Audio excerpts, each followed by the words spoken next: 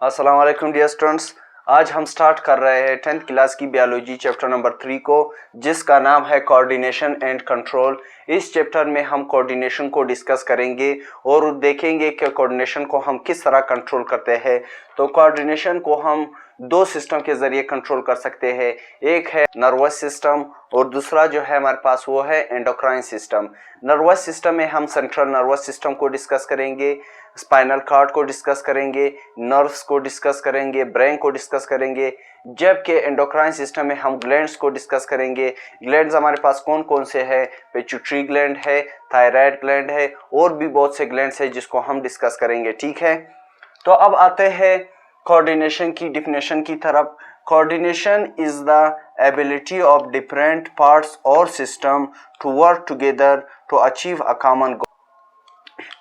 Coordination जो है हमारे पास एक सिस्टम है जिसमें एक से ज़्यादा ऑर्गन्स मिलकर एक यूनिट की तौर पर काम करते हैं। ठीक है, जैसे कि हमारे पास फॉर एग्जांपल हम एक्सरसाइज कर रहे हैं। ठीक है, तो एक्सरसाइज के दौरान ब्रेन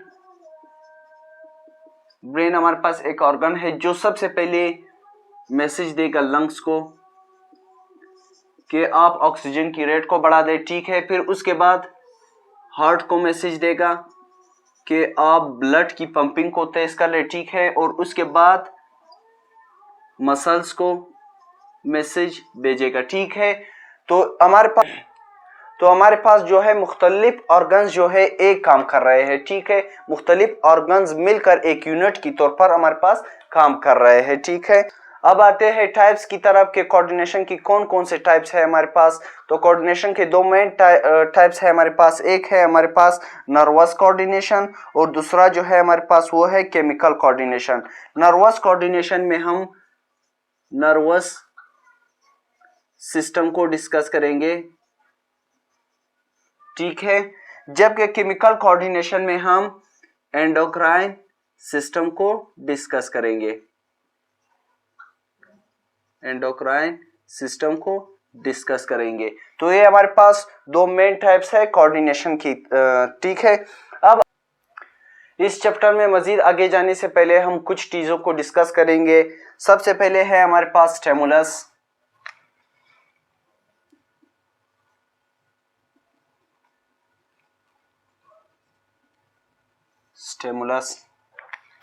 स्टिमुलस हमारे पास क्या है? एनी चेंज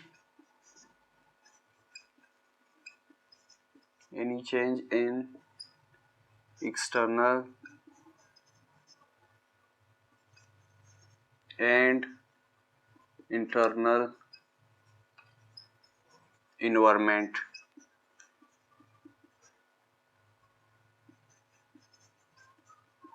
ठीक है, फॉर एग्जांपल लाइट,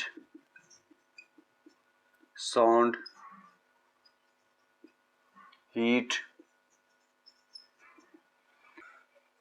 स्टिमुलस हमारे पास क्या है? एनी चेंज, कोई भी चेंज जो हमारे पास एक्सटर्नल इन्वायरमेंट में हो या फिर इंटरनल इन्वायरमेंट में हो, इसको हम स्टिमुलस कहते हैं। ठीक है, अभी यहाँ पर हमारे पास लाइट है, अगर लाइट चली जाए तो ये हमारे पास एक स्टिमुलस हुआ। ठीक है, अगर लाइट वापस आ जाए तो ये हमारे पास एक स्टिमुलस है। साउंड है, अगर कोई बात कर रहे हैं जो आवाज हमारी कानों तक पहुंच रही है वो हमारे पास एक स्टिमुलस है। ठीक है, हीट है, को जब बहुत ज्यादा गर्मी होती है तो ये हमारे पास एक स्टिमुलस है। बहुत ज्यादा सर्दी जो है हमारे पास एक स्टिमुलस है। ठीक है, अब आते हैं रिसेप्टर की तरफ।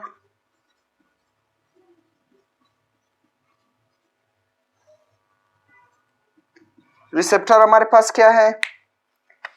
सेल और organ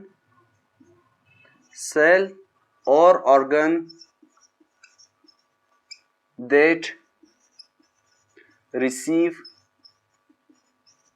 stimulus,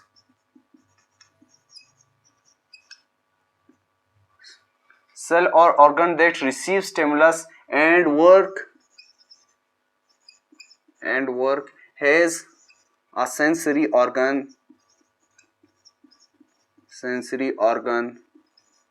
that is called receptor। ठीक है, हमारे पास क्या है? Sensory organs, for example I. ठीक है, नोज, ईयर, ठीक है, स्किन। रिसेप्टर हमारे पास क्या है? कोई भी सेल या ऑर्गन जो रिसीव करता है स्टिमुलस को, उसको रिसेप्टर कहते हैं, ठीक है। ये हमारे पास सेंसरी ऑर्गन्स हो सकते हैं। सेंसरी ऑर्गन्स हमारे पास कौन कौन से हैं? आई हमारे पास एक सेंसरी ऑर्गन है, नोज हमारे पास एक सेंसरी ऑर्गन है, ईयर हमारे पास एक सेंसरी ऑर्गन है, स्किन हमारे पास एक सेंसरी ऑर्गन है। हमारे जिस्म के ऊपर बहुत से रिसेप्टर्स मौजूद होते हैं जो कि रिसीव करता है स्टिमुलस को। फॉर एग्जाम्पल लाइट जो है हमारे पास एक स्टिमुलस है और उसको रिसीव करने वाला जो है हमारे पास आइज है, ठीक है। तो आइज जो है हमारे पास एक रिसेप्टर है, ठीक है।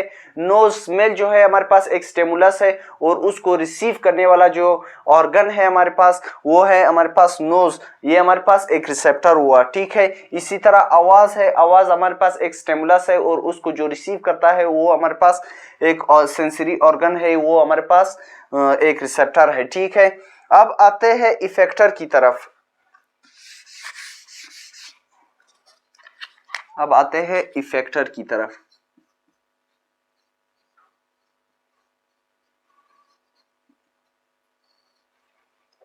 इफेक्टर हमारे पास क्या है?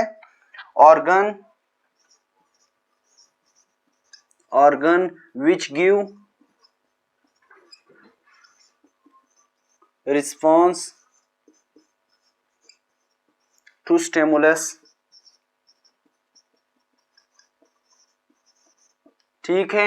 इफेक्टर हमारे पास क्या है? इफेक्टर हमारे पास एक ऑर्गन है जो कि रिस्पॉन्स देता है स्टिमुलस को, इसको इफेक्टर कहते हैं। तो इसी के साथ आज का हमारा टॉपिक खत्म हुआ। If you have any kind of question so you can ask through comments. Thank you.